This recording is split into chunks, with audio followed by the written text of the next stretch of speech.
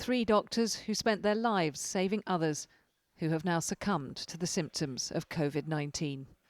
Amged Al-Hawani was an ear, nose and throat consultant. He always put everyone else before himself, his family said. Life without him is impossible to imagine. Adil Al-Taya was a transplant surgeon.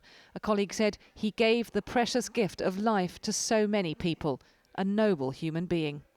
And Dr. Habib Zaidi was a GP.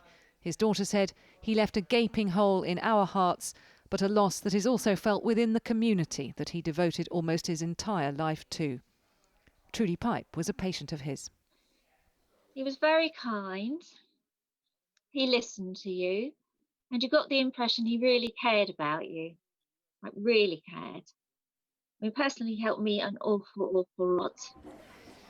The deaths of these doctors underline the vital importance of all frontline health and care staff having the appropriate protective equipment, or PPE, yet many are still going without.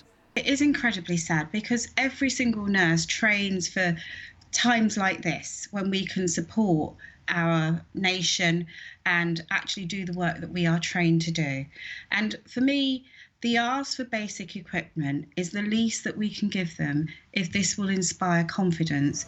It's now over a week since the military were called in to help, and the government says more than 170 million items of equipment have been distributed in the last fortnight. I know that just because of the volume that has been called on, some places have struggled to find everything they needed, but a huge amount of work has been gone on and is ongoing to make sure that healthcare workers have the equipment they need. The testing of healthcare staff is another as yet unresolved problem, with the Royal College of Physicians estimating a quarter of doctors are in self-isolation. We all know colleagues that are currently off work, that are isolating. They may have a family member, for example, who's got symptoms, and they may be completely fine and able to come into work, but they're just not able to. We desperately need these staff to be right there on the front line.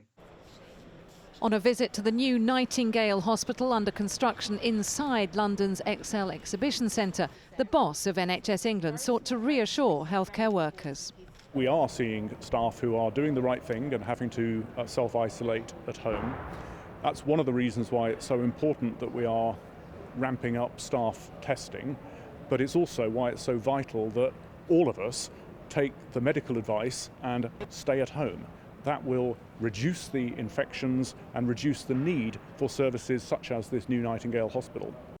This 4,000-bed facility is proof of what the health service can achieve at breakneck speed, and hospitals all over the country have raced to transform their wards as well. But the staff who'll care for the patients in these beds need to know they'll have ample supplies of protective clothing and a swift test should they fall sick. Catherine Jones, 5 News.